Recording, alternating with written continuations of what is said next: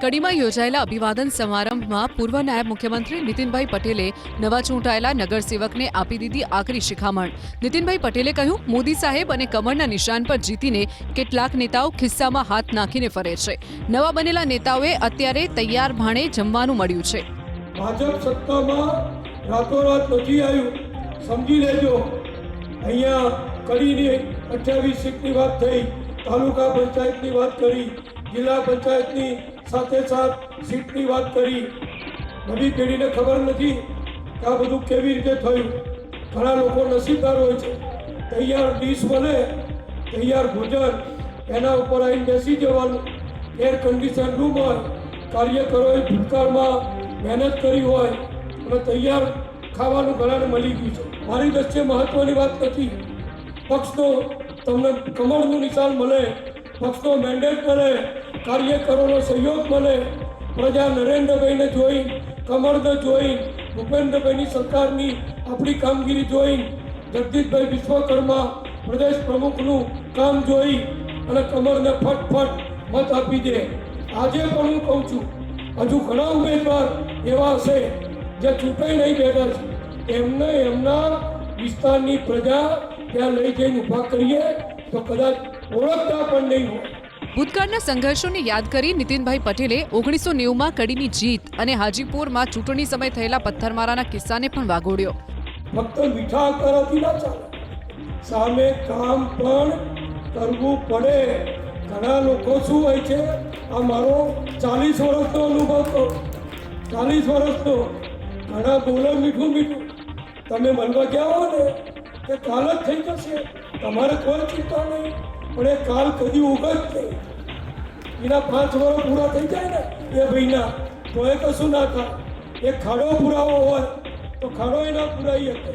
5-25 લોકોને બીજી સિવિલમાં લઈ જવા હોય તો બીજી મદદ કરવી હોય તો એ ના કરે।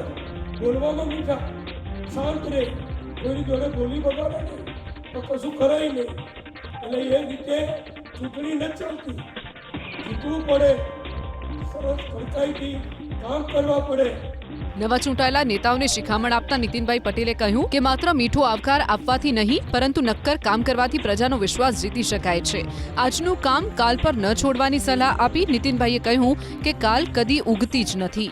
ઘણા લોકોને ઇતિહાસનું જ્ઞાન હોતું નથી, અભ્યાસ હોતો નથી, ફક્ત તૈયાર માલ ઉપર, તૈયાર ભાડા ઉપર આવીને બેસી જાય એટલે એમ સમજે કે આ બધું એમને એમ બધું થઈ જાય છે।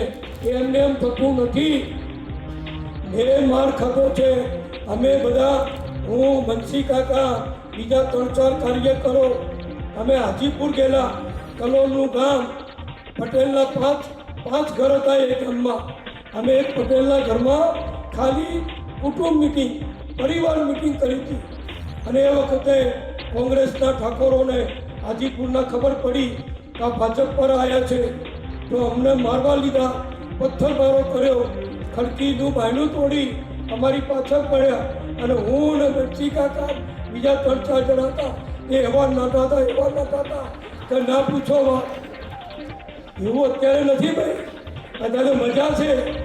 જે છૂટાય ને એને કશું કરવાનું નથી, ખાલી ખિસ્સામાં હાથ નાખી અને ફરે અને મજા કરે, બીજું કઈ જવાબદારી નથી। સંબોધનમાં નીતિનભાઈ પટેલે કોંગ્રેસ અને રાહુલ ગાંધી પર પણ શાબ્દિક પ્રહારો કર્યા।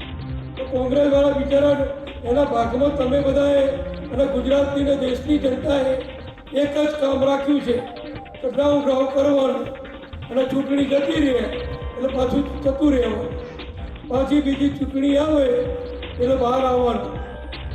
એમની બેટરી ચાર્જ થતી જ નથી, કારણ કે કોંગ્રેસ પોતે ડિસ્ચાર્જ થઈ ગઈ છે।